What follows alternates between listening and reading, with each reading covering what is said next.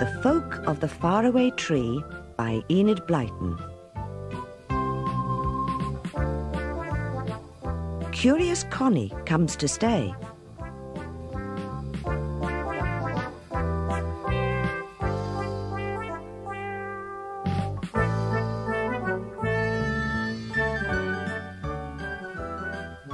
One day, Mother came to the three children as they worked out in the garden.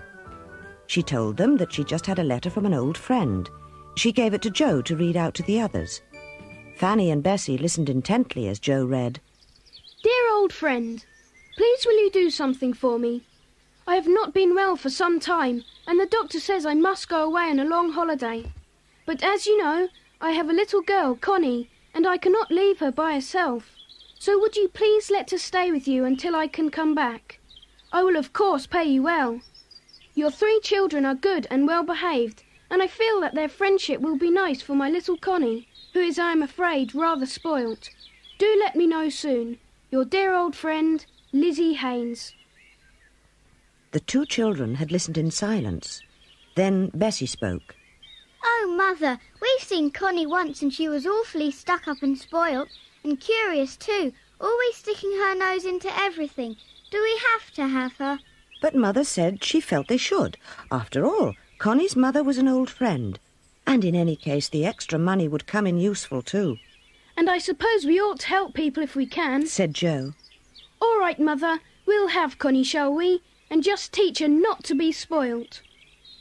Mother smiled at them and went indoors to write to her old friend to say yes, she would have Connie.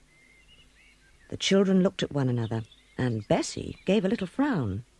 We'll soon tick Connie off if she starts any of her high and mighty ways here. Fanny agreed.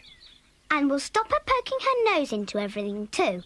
I say, what about taking her up the faraway tree and letting her peep into the angry pixie? He'll soon tick her off. Then Joe looked thoughtful. It will be fun showing somebody else the faraway tree and all the people there. I wonder what curious Connie will think of Saucepan Man and Silky and Moonface. And Bessie laughed. And I wonder what they will think of her. Curious Connie was to come the next week. She was a pretty, dainty little thing, fond of nice clothes and ribbons. The children went to meet the bus, and soon Joe called out, There it is, coming round the corner. And there's Curious Connie on it. Look, all dressed up as if she was going to a party. I saw Dick the other day, said Connie as she walked along the lane with the others. He told me the most awful stories. Dick did, but he's not a storyteller. Joe was surprised. What sort of stories did he tell you? Well, he told me about a silly enchanted wood and a ridiculous faraway tree and some stupid people called Moonface and Dame Washalot and Mr. What's-his-name and a mad fellow called the Saucepan Man who was deaf. Oh, do you think all those were silly and stupid? Asked Joe at last. I didn't believe in any of it, said Connie. I don't believe in things like that, fairies or brownies or magic or anything. It's old-fashioned. Bessie was a little bit cross. Well, we must be jolly old-fashioned then, because we believe in the enchanted wood and the faraway tree and love our funny friends there. We go to see them too, and we visit the lands at the top of the tree as well. We did think of taking you with us. But Connie said, That won't be much use. I shouldn't believe in them at all. Not even if you saw them? cried Fanny. I don't think so. I mean, it all sounds quite impossible to me. Really it does. Bessie chuckled. Let's take her tomorrow, shall we, Joe? All right, but we'd better not let her go into any land at the top of the tree. She'd never get down again. Connie looked puzzled. What land? At the top of a tree? A land at the top of a tree? Bessie explained. Yes, you see, the enchanted wood is quite near here, Connie, and in the middle of it is the biggest, tallest tree in the world. Very magic indeed. It's called the Faraway Tree because its top is so far away and always sticks up into some peculiar magic land, a different one every week. I don't believe a word of it. Connie snapped. Fanny began to be a bit cross. All right then, don't believe in it. Look, here we are home now. At tea time, Mother asked the children if they were going to show Connie the enchanted wood. And Connie was most surprised that a grown-up should believe in it. And then Joe saw someone coming in at the front gate. It was Moonface, his round face beaming happily. Joe ran and opened the door. Hello, Moonface. Come in and have some tea. We've got a little friend here. The girl I was telling you about, Connie. When Moonface saw the dainty, pretty Connie, he went all polite. How do you do, Connie? I've come to ask you to tea with Silky and me tomorrow. I hope you can come. Any friend of the children's is welcome up the Faraway Tree. Connie shook hands with the peculiar round-faced little man. She hardly knew what to say. Moonface, you have put poor Connie in a fix. She doesn't believe in you, you see. So how can she come to tea with a person she doesn't believe in? At a place she thinks isn't there. But Moonface answered quickly, Quite easily. Let her think it is a dream. Let her think I'm a dream. By now, Connie was really longing to go to tea with Moonface, but felt, after all that she'd said, she just couldn't believe in him. She said, All right, I'll come. I'll think you're just a dream. You probably are anyway. Moonface politely replied, Good. And I'll think you're a dream too. Then it will be nice for both of us. That made Connie rather indignant. Well, I'm not a dream. I should have thought you could quite well see I'm real and not a dream. Moonface grinned. I hope you're a good dream and not a bad one, if you are a dream. Well, see you all tomorrow. 4 o'clock in my house at the top of the tree. Will you walk up, or shall I send down cushions on a rope for you? Joe thought for a moment.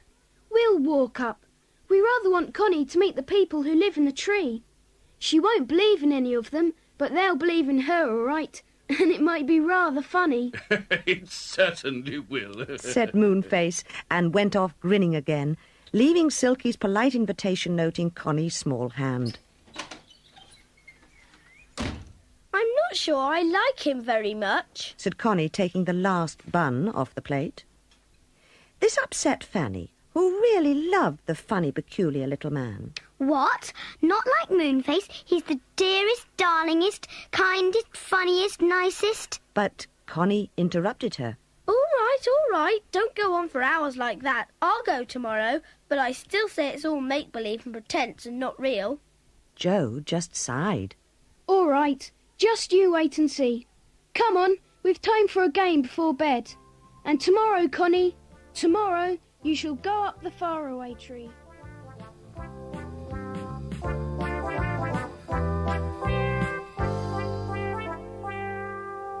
Up the Faraway Tree.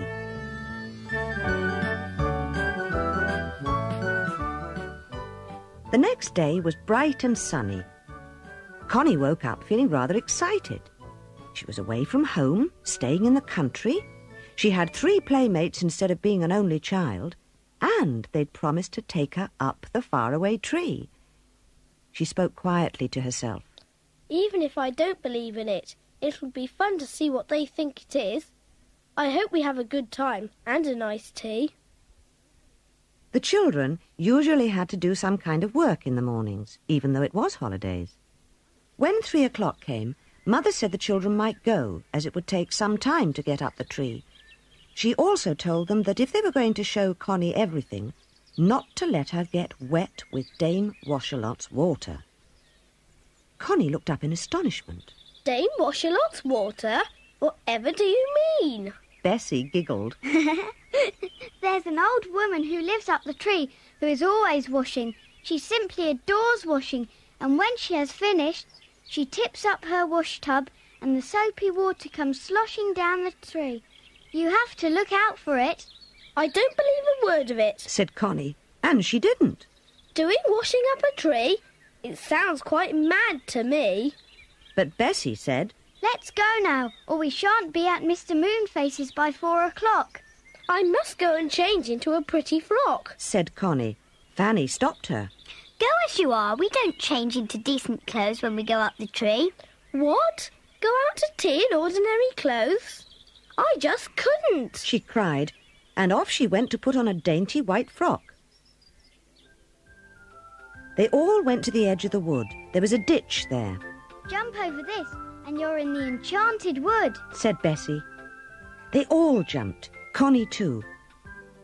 As soon as she was across the ditch and heard the trees whispering, "Wish-ah, wish-ah, wish," as they always did in the enchanted wood, Connie felt different.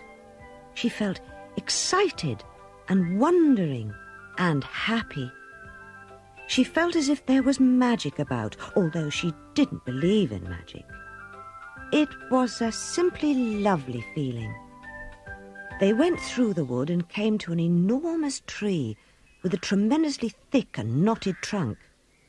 Connie gazed up into the branches.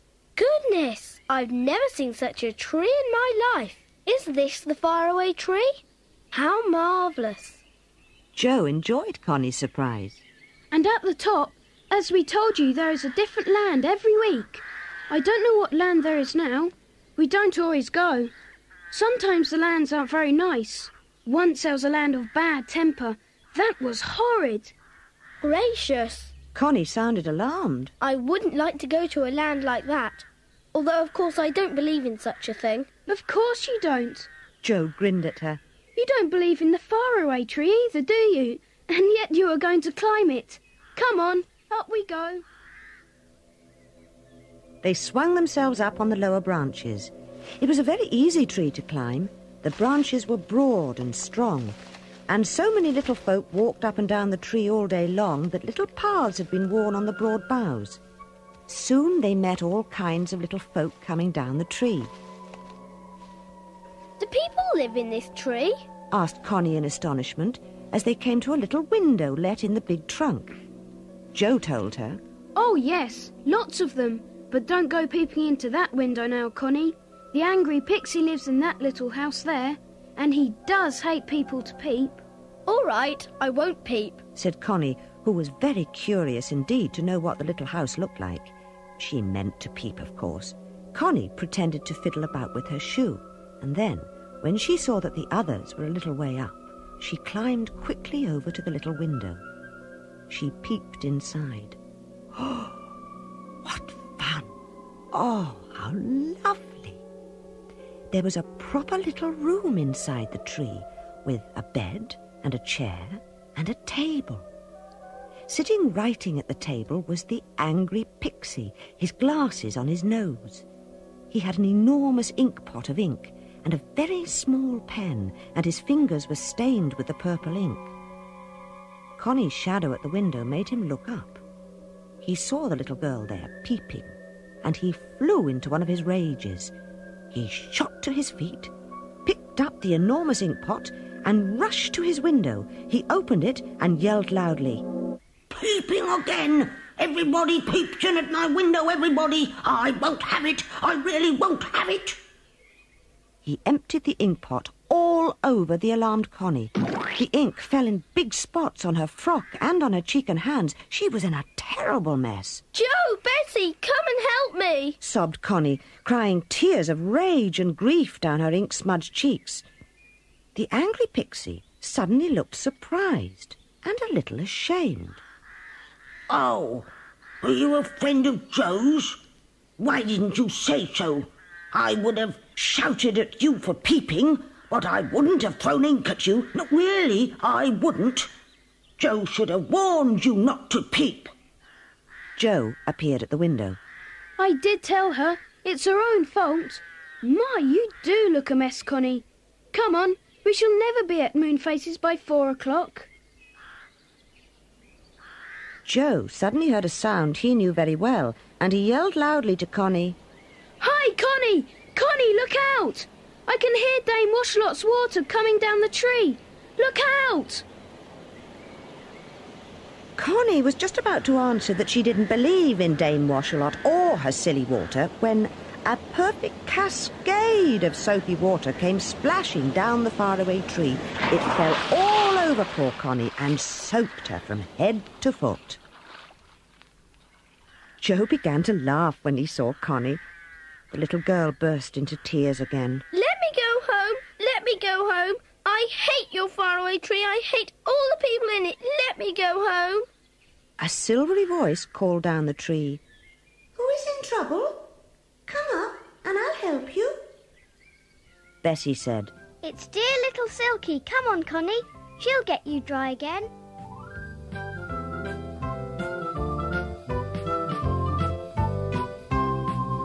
Connie meets a few people.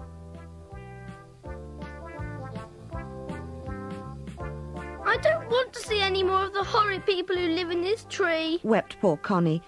But Joe took her firmly by the elbow and pushed her up a broad bough to where a yellow door stood open in the tree. In the doorway stood the prettiest little elf it was possible to see. She had hair that stood out round her head like a golden mist, as fine as silk. She held out her hand to Connie. Oh, poor child. Did you get caught in Dame Washalot's water? Connie couldn't help liking this pretty little elf. How dainty she was in her shining frock, and what tiny feet and hands she had. Silky drew her into her tidy little house. She took a towel from a peg and began to dry Connie. We're going up to Moonface's house to tea. He said he would ask Mr. What's-his-name too, but I don't expect he'll come because I heard him snoring in his deck chair as usual a little while ago. Mr. Who? Asked Connie. Mr. What's-his-name. He doesn't know his name, nor does anyone else, so we call him What's-his-name. We've tried and tried to find out what his name is, but I don't expect we shall ever know now. There suddenly came a curious noise down the tree, a sound of clanking and jingling, crushing and banging.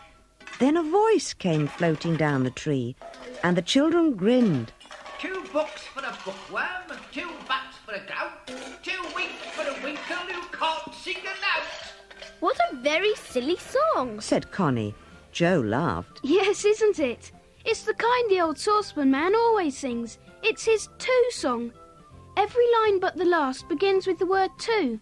Anyone can make up a song like that. Well, I'm sure I don't want to, said Connie, thinking that everyone in the faraway tree must be a little bit mad. Who's the saucepan man? And what's that awful crashing noise? Bessie said, Only his saucepans and kettles and things. He carries them round with him. He's a darling. Once we saw him without his saucepans and things round him, and we didn't know him. He looked funny, quite different. A most extraordinary person now came into Silky's house, almost getting stuck in the door. He was covered from head to foot with saucepans, kettles and pans, which were tied round him with string. They jangled and crashed together, so everyone always knew when the saucepan man was coming. Connie stared at him in the greatest surprise. His hat was a very big saucepan, so big that it hid most of his face. She could see a wide grin, but that was about all. Then she said in a loud and rather rude voice, Who's this funny creature? Now, the saucepan man was deaf, and he didn't usually hear what was said, but this time he did, and he didn't like it. He tilted back his saucepan hat, stared at Connie, and in a voice just as loud as hers said, Who's the dirty little girl? Connie was furious. She was always so clean and dainty and well-dressed. How dare this horrid, clanking little man talk about her like that? She snapped angrily. Go away! Yes, it's a very nice day, replied the saucepan man politely, going suddenly deaf. Don't stay here and stare, shouted Connie.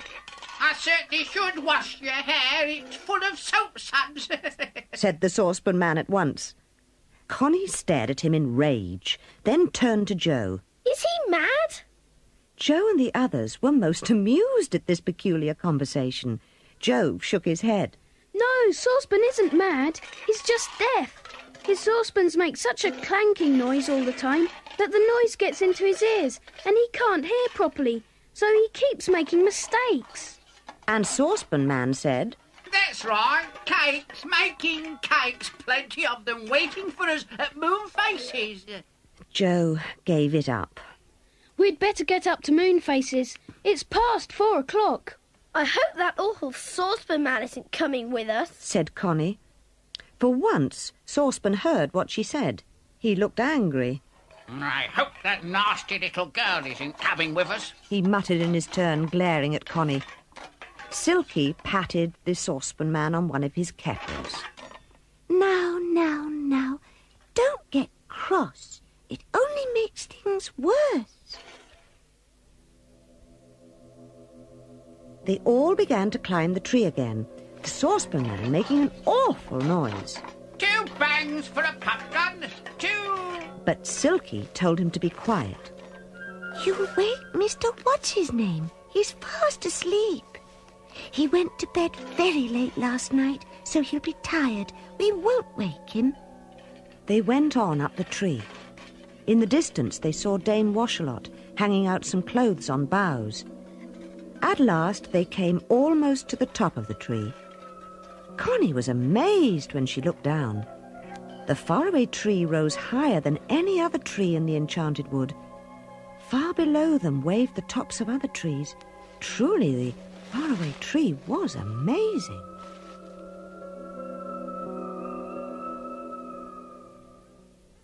Here we are at Moonface's, said Joe, and he banged on the door. It flew open, and Moonface looked out, his big round face one large smile, saying, I thought you were never coming. You are late. We brought this dirty little girl, said Saucepan, and he pushed Connie forward. Moonface looked at her and smiled broadly. She does look a bit dirty. I suppose she got into trouble with the angry pixie and got some of Dame Washalot's water on her too. Never mind. Come along in and we'll have a good tea. I've got some hot, cold goodies. Whatever are they? Asked Connie, and even the others hadn't heard of them. They all went into Moonface's exciting house. It was really rather extraordinary. In the very middle was a large hole with a pile of coloured cushions by it. Round the hole was Moonface's furniture, all curved to fit the roundness of the tree trunk. There was a curious curved bed, a curved sofa, and a curved stove and chairs, all set round the trunk inside the tree. Connie looked around. It's very exciting. What's that hole in the middle? Nobody answered her. They were too busy looking at the lovely tea that Moonface had put ready on the curved table. They wanted to know what the hot, cold goodies were like. What's this hole? Demanded Connie again, but no one bothered about her. She felt so curious that she went to the edge of the strange hole and put her foot in it to see if there were any steps down. She suddenly lost her balance and stepped right into the hole. She sat down with a bump and then, oh my goodness, she began to slide away at top speed down the hole that ran from the top of the tree to the bottom. Where's Connie? Asked Joe, suddenly looking round. Not here, that's good. Said Saucepan. She must have fallen down the slippery slip. But Silky exclaimed, Oh, poor Connie. She'll be at the bottom of the tree by now. We'll have to go down and fetch her.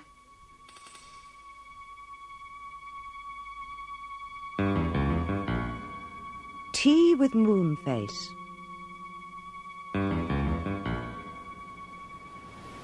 Connie was frightened when she found herself slipping down the hole in the tree. She slid down and round, faster and faster. She gasped and her hair flew out behind her. She came to the bottom of the tree and her feet touched a little trap door set in the side there.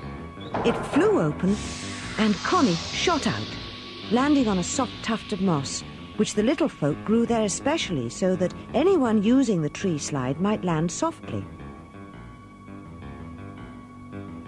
Connie sat there panting and frightened. She was at the bottom of the tree.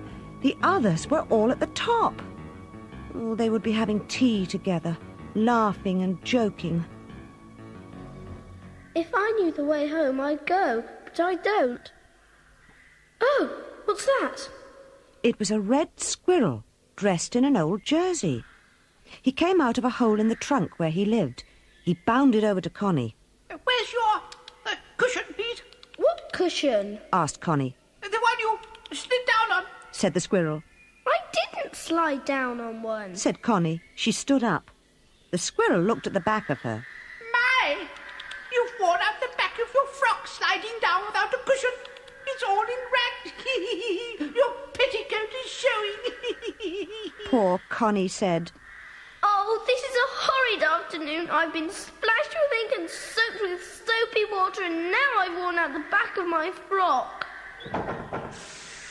The trap door suddenly shot open again, and out flew Moonface on one of his cushions. He shouted to Connie, I say, didn't you like my party?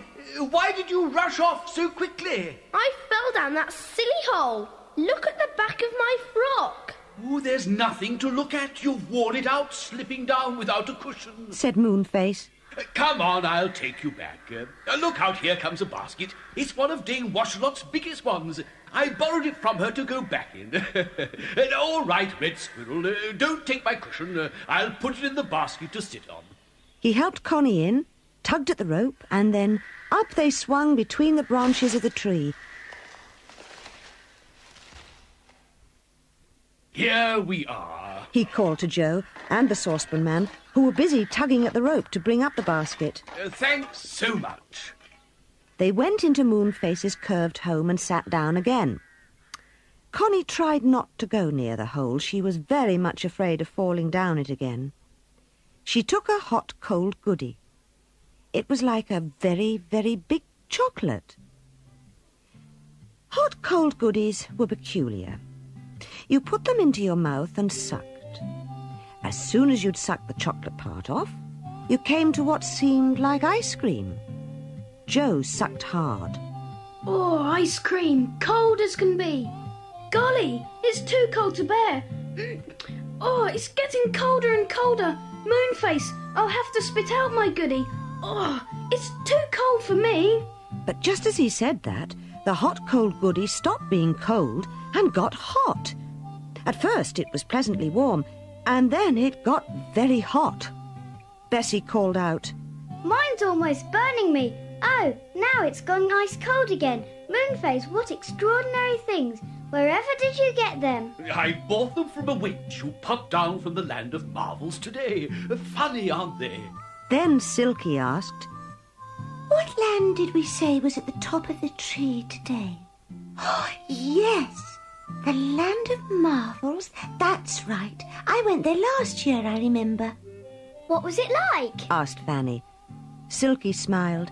Marvellous. All wonders and marvels. There's a ladder that hasn't any top. You go on and on climbing up it, and you never reach the top. And a tree that sings whenever the wind blows. A cat that tells your fortune. And a silver ball that takes you all round the world and back in the wink of an eye. Well, I can't tell you all the marvels there are. I'd like to go and see them, said Joe. Silky shook her head. You can't. The land moves on today. It would be dangerous to go there now because it might move on at any minute. Then you'd be stuck in the land of marvels. I don't believe a word of it, said Connie. Seeing Silky look rather surprised, Joe explained, She doesn't believe in anything magic. Don't take any notice of her, Silky. She'll believe all right soon. I shall not. I'm beginning to think this is all a horrid dream. Well, go home and go to bed and dream your dream there, said Joe, getting tired of Connie. Connie got up offended. I will go home. I'll climb down the tree myself and ask that kind red squirrel to see me home. This is a horrid party. The silly girl went to the door, opened it, went out and banged it shut. The others stared at one another. After a while, Moonface asked, Is she always like that? Yes, said Joe. She's very spoilt, you know. Wants her own way, always. and turns up her nose at everything. But Connie hadn't gone down the tree. She stood outside on a branch, sulking. She looked down the tree and saw Dame Washalot busy washing again. Silly old woman. She looked upwards. She was nearly at the top of the tree. She thought it would be fun to climb right up to the top and look down on the forest. What a long way she would see. She climbed upwards. She came to the top of the tree, and to her great astonishment, the last branch of all touched the clouds. Yes, it went straight up into a vast white cloud that hung floating over the top of a tree. She went up the last branch, and to her still greater amazement, there was a little ladder leading through the thickness of the cloud from the branch. A ladder! Connie was full of great curiosity. She could hardly bear to wait to see what was at the top of the ladder. She climbed it, and suddenly her head poked through the cloud and into a new and different land altogether. She climbed up into the land. There was a curious noise in the air. Strange people walked quickly past, some looking like witches and some like goblins. They took no notice of Connie. Then she heard a goblin shout, The land is on the move. Quickly, she scrambled back down the ladder. At the bottom, she stopped and said to herself, That was close. Now I know the children were telling the truth about the magic of the Faraway Tree. And she went back to Moonface's tea party and had a lovely welcome.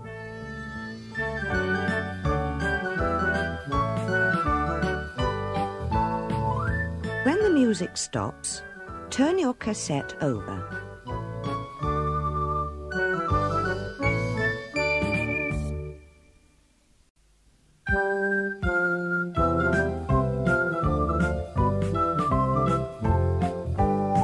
What is wrong with the faraway tree?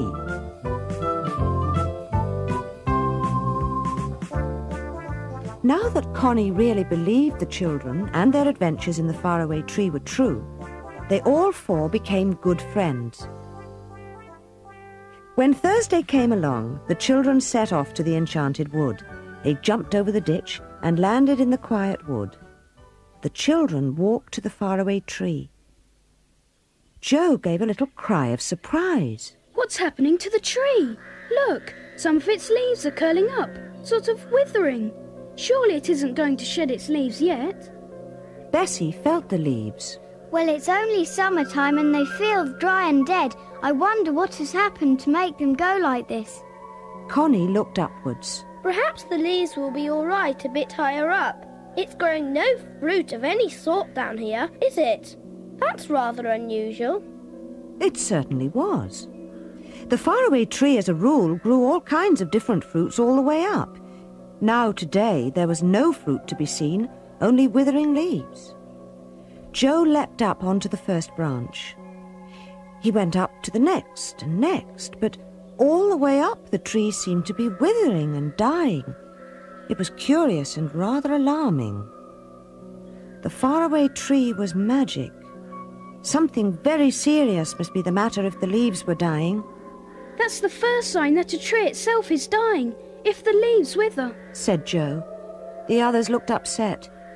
They loved the faraway tree and all its little tree folk. It wasn't only a tree, it was a home for many little people and the path to strange adventures far above.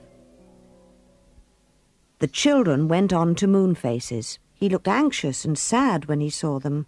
Hello, how nice to see you. We've just got back. My, what a shock we got when we saw the tree. I believe it's dying.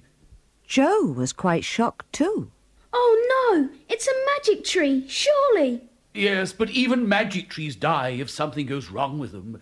The trouble is no one knows what's wrong, you see. We might put it right if we knew.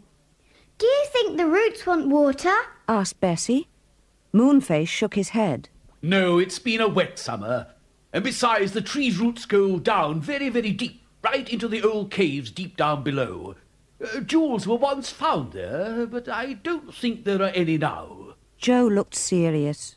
You know, my father once had a fine apple tree that suddenly went like this, all its leaves curling up. I remember quite well. What was the matter with it? Asked Silky.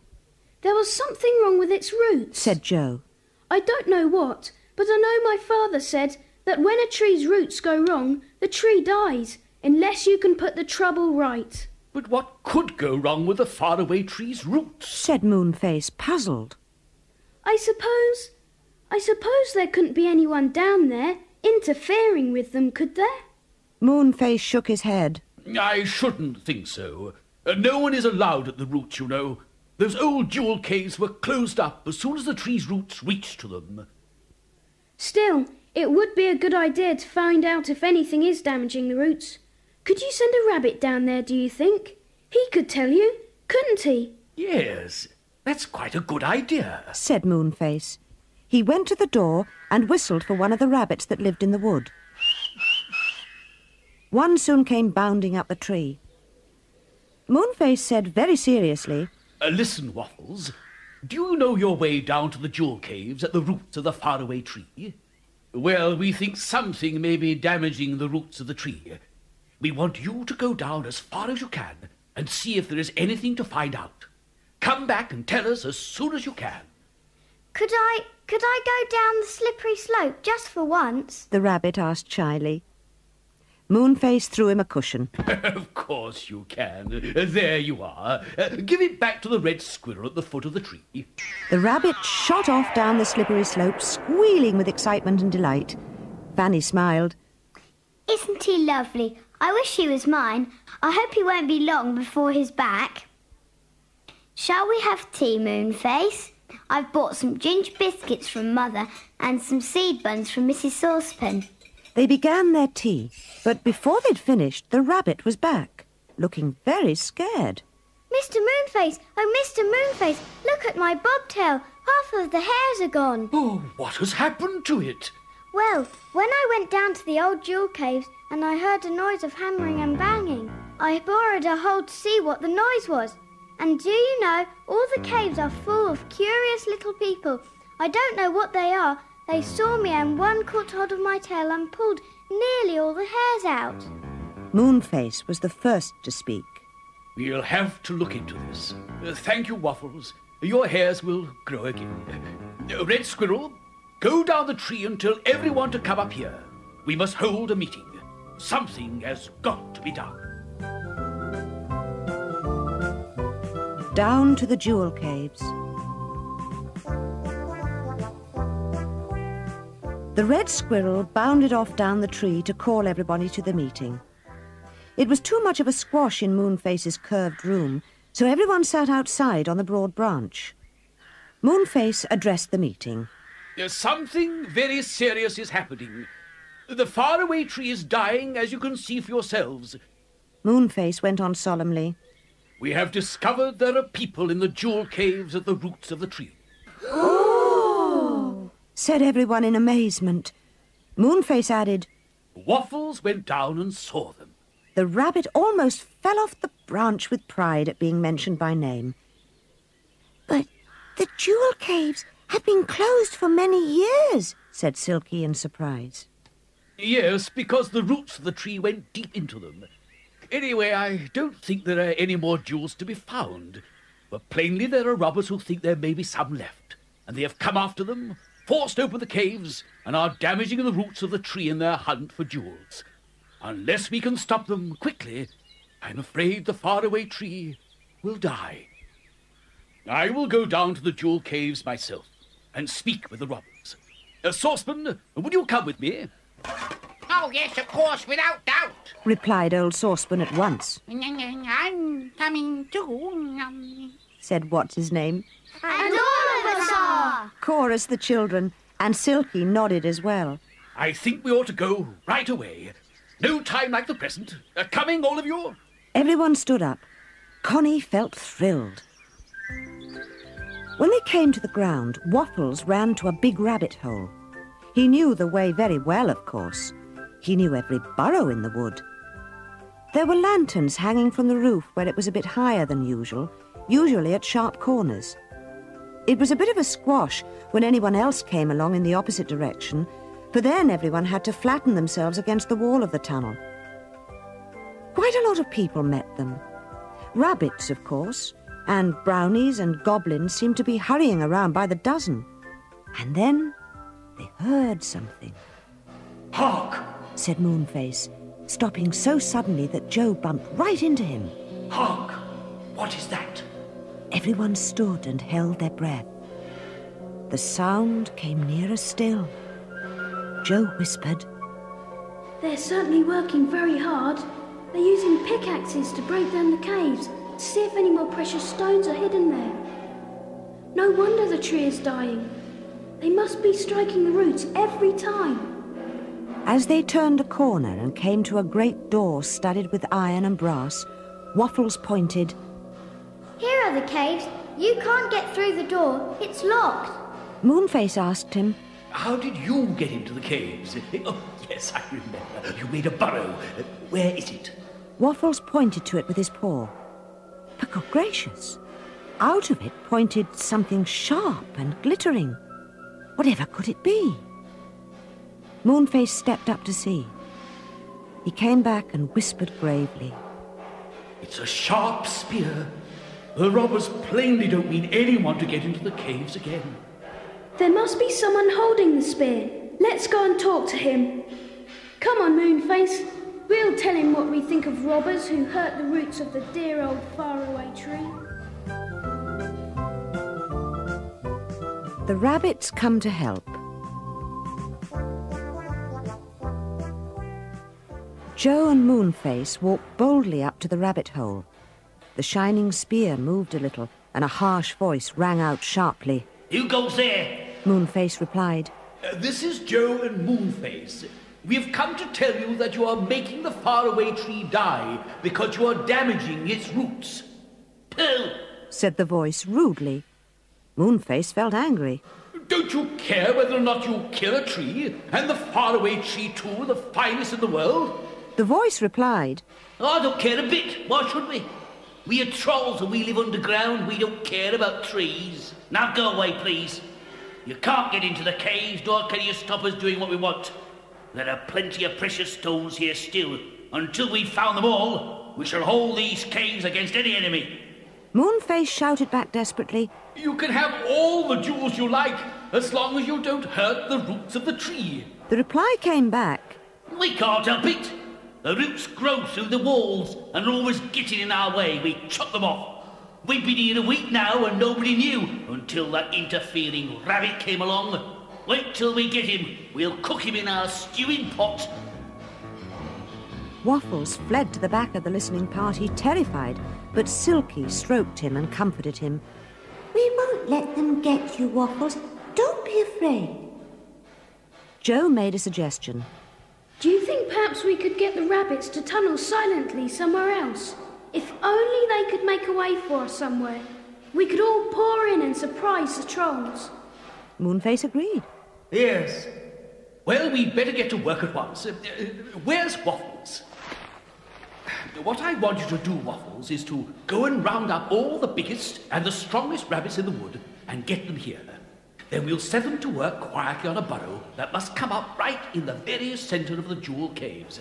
Maybe the robbers won't expect us to force a way there. They will expect us to come through the walls, not under the floor of the caves. Right, Mr. Moonface, said the rabbit, and sped off, his white bobtail jerking up and down as he went down the tunnel. In a little while, a whole army of rabbits appeared at the back of the passage, jostling one another, headed by Waffles, who was bursting with pride again. I brought them. Here they all are, the biggest and strongest. Moonface told them what he wanted them to do.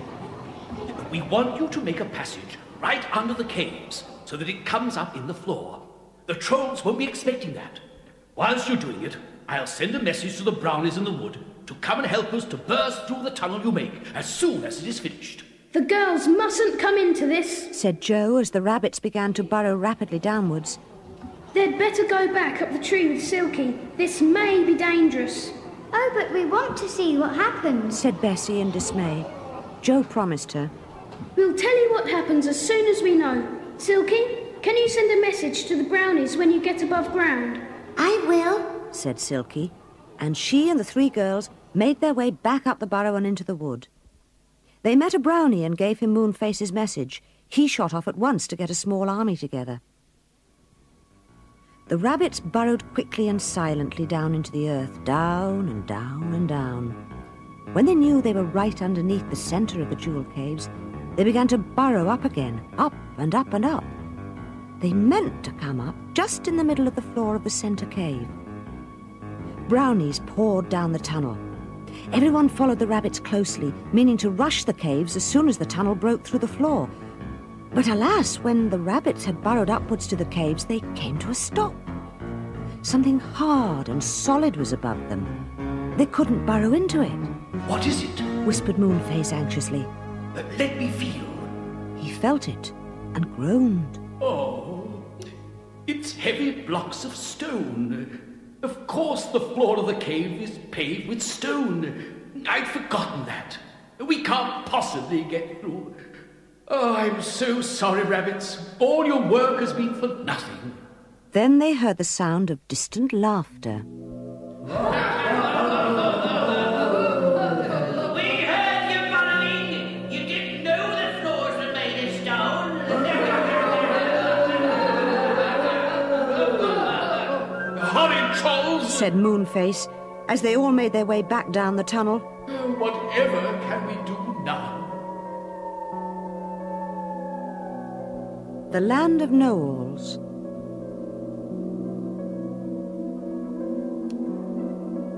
Moonface was very gloomy. We'd better get back up the tree and tell Silky and the others we've paid. It looks to me as if the poor old Faraway Tree is done for. It's very, very sad. They all went back up the tree, and the brownies returned to their homes in the wood.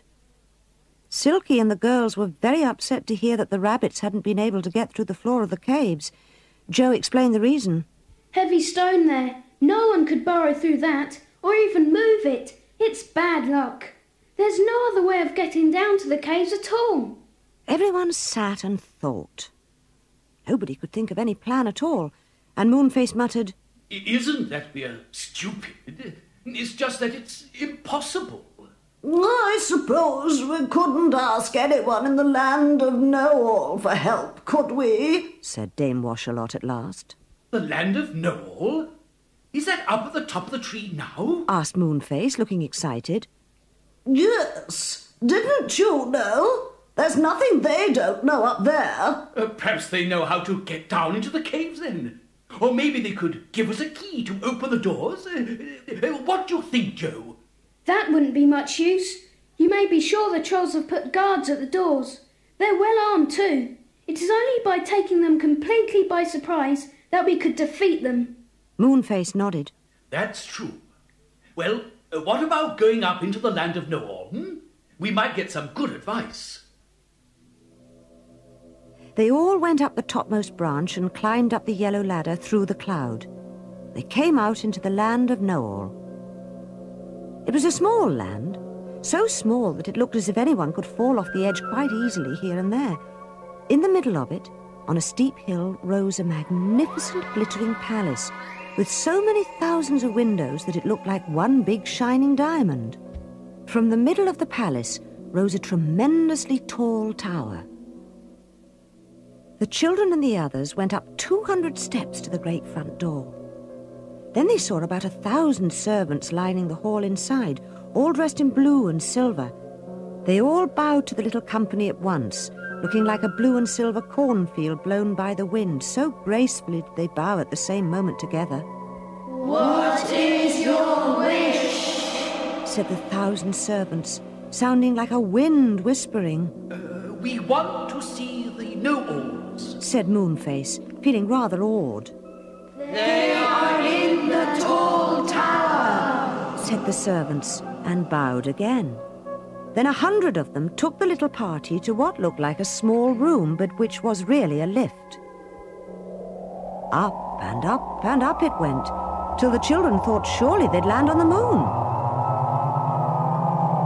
At last the lift slowed down and stopped. The door slid open. The children saw that they'd come to the top of the tall tower. It was surrounded on all sides by wide windows, and the children gasped with amazement as they looked out. Surely they could see the whole world from those windows. Oceans, seas, land spread out on each side of them and lay glittering in the brightest sunlight they'd ever known. Then they saw the 5 Know-Alls. They were strange, wonderful and peculiar folk, so old that they had forgotten their youth, so wise that they knew everything. Only their calm, mysterious eyes moved in their old, old faces. One of them spoke, and his voice came from very far away, or so it seemed. You have come to ask for advice. You want to know how to get into the jewel caves. How does he know? Whispered Connie to Joe in amazement. Well, he's a know-all. Shh! Don't talk now. Listen. Moonface knelt down before the wise Know-All and spoke earnestly. The Faraway Tree is dying. It's because there are trolls in the jewel caves underground, cutting the roots that give the great tree its life. How, O great and wise master, can we get down to the caves and stop them? The wise Know-All shut his gleaming, mysterious eyes as if he were thinking or remembering something. He opened them again and said, There is only one way. Your slippery slip goes to the foot of the tree, down its centre. Bore down still farther from your slippery slip, and you will come at last right out under the tree, in the centre of its tangled roots. Then you can surprise the trolls and overcome them. Everyone looked thrilled. Of course. If only they could make the slippery slip go deeper down and down, they would come out in the middle of the roots. It was a marvellous idea. Moonface was joyful. Oh, thank you, oh great and wise master, thank you. We will go straight away and follow your advice. When they were safely back in Moonface's curved room and beginning to feel a bit more ordinary, Moonface said, Well, now we know what to do. The next thing is, how do we bore a hole down through the rest of the tree to its roots? I haven't any tools big enough to do that. Then Silky had an idea. You know, Moonface, there is a caterpillar belonging to a goat moth that bores tunnels in the trunks of trees. I know, because I've seen one. You don't surely think that a little caterpillar could burrow down that big tree? Joe asked. Well, if Moonface could get about 12 of these goat moth caterpillars and could make them ever so much bigger, they could easily eat their way down and make a way for us. Moonface slapped his knee hard and made everyone jump. Silky's got the right idea! Silky blushed. It wasn't often she had better ideas than Moonface, but this time she really had thought of something good. She sped off on her errand, taking a big box from Moonface's curved cupboard. Joe looked at the time. I really think we ought to go, Moonface. It's getting awfully late. I suppose Silky will bring back the caterpillars soon, and you'll change them into enormous ones and set them to work tonight. We'll come back tomorrow morning and see how you're getting on. I shall rub the caterpillars with growing magic when Silky brings them. But it will take them all night to grow to the right size. I shall probably set to work after breakfast, Joe, so come then. Joe and the girls slid down the slippery slip, shot out of the trapdoor and made their way home. They were tired, but very thrilled. How they hoped they could defeat those trolls and perhaps save the dear old faraway tree. Joe said, We'll go back tomorrow, first thing after breakfast. I expect old Moonface will have worked out some brilliant plan by then. I only hope we punish those bad trolls properly. Fancy not caring if they killed the faraway tree or not. Connie sighed. I can hardly wait for tomorrow. I really don't think I can. But she had to, of course. And tomorrow came at last, as it always does. What was going to happen then? A surprise for the trolls.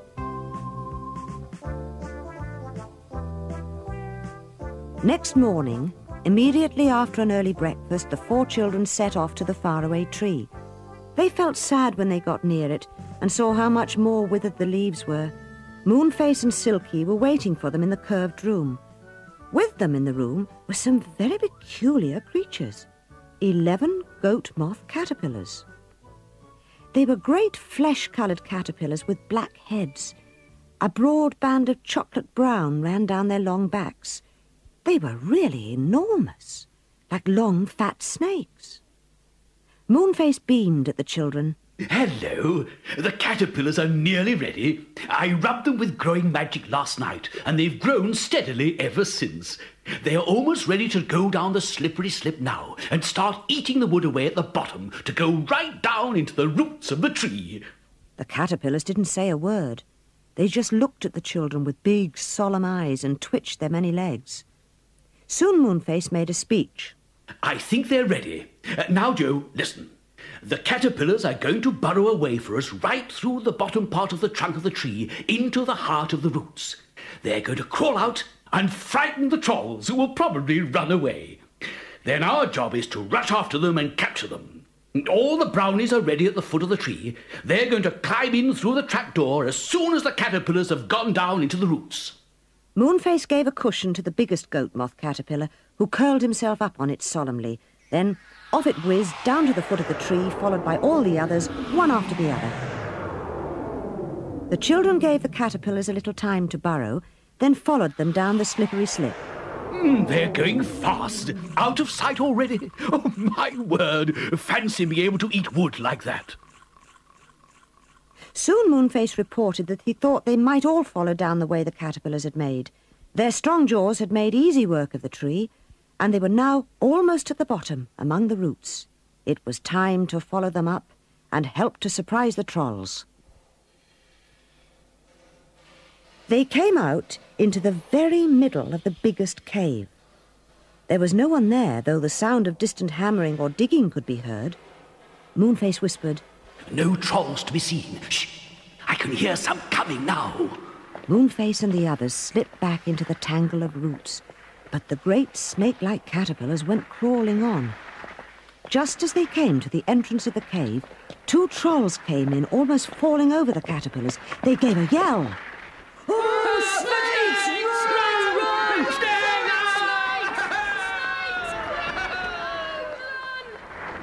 They ran off, screaming. The caterpillars solemnly followed, all 11 of them in a line. They met more trolls, and every one of them ran away shrieking, but they were really afraid of snakes, and they certainly thought these enormous caterpillars were some dreadful kind of snake. Moonface shouted, You are our prisoners. Come out now, and we will keep off the snakes. If you don't give yourselves up, we shall let the snakes in. Joe giggled. It was funny to think that anyone should be so afraid of caterpillars. The creatures were quite enjoying themselves, crawling round and about, getting in everyone's way. The troll's leader called out, All right, we'll come out, but keep off those snakes. The trolls looked very scared. They were glad to see that the snakes were being held back by Joe and the others. The brownies at once surrounded them and bound their hands behind their backs, and the head brownie told them, We'll keep you in prison until next week, when the land of smacks will come back again. Then we'll push you all up the ladder and see that you don't come down. You can move off with the land of smacks. It will do you good to live there for the rest of your lives. Moonface stayed down in the caves whilst the brownies marched out the frightened trolls. They were strange-looking folk with large heads, small bodies and large limbs. Let's have a look round and see what damage has been done to the tree, said Moonface. Oh, just look. See how they've chopped that root in half and cut this one and spoiled that one. Oh, the poor tree. No wonder it began to wither and die. But I've got some wonderful ointment. I'm going to rub the damaged roots with it. You can all help, and we'll see if it does any good. It's very magic. I got it out of the land of medicines years ago, and I've still got some left. I hope it's still got magic in it. Moonface took a little blue pot out of his pocket and removed the lid. It was full of a strange green ointment. Better send up for the girls and let them help too, said Joe. But just at that moment, the girls and Silky came rushing up, led by Waffles. The brownies had told them all that had happened, and they'd come down in great delight. Everyone kept dipping their fingers into the pot of ointment, which, in a most magical way, never seemed to get empty. Then, with the green ointment on their fingers, everyone rushed about to find the damaged roots and came back for more. After 2 hours' very hard work, Moonface stopped them. We'll take a rest now and pop up and see if the tree is looking any better.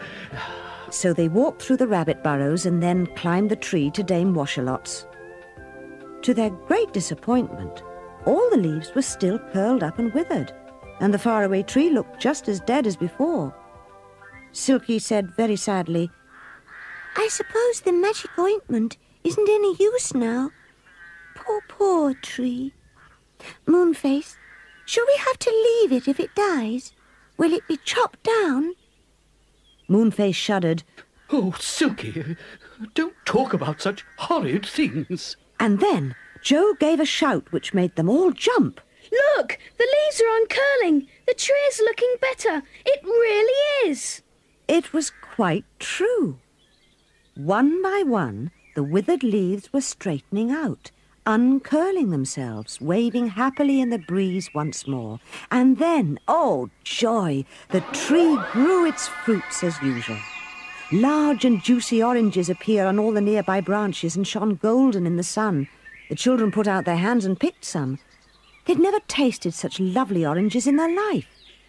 Connie looked up in surprise. Look, there are some pineapples just above us and some white currants just below. The tree is doing well, isn't it? I've never seen such a lovely lot of fruit before. And Silky sounded very happy indeed. The magic ointment has begun its work. Now the faraway tree will be all right. Thank goodness we found out how to capture those horrid trolls and how to cure the poor old tree. Everyone in the tree rejoiced. The folk of the enchanted wood came up and down to pick the fruit. Waffles the rabbit came, his eyes shining with pleasure to think he had helped to save the tree.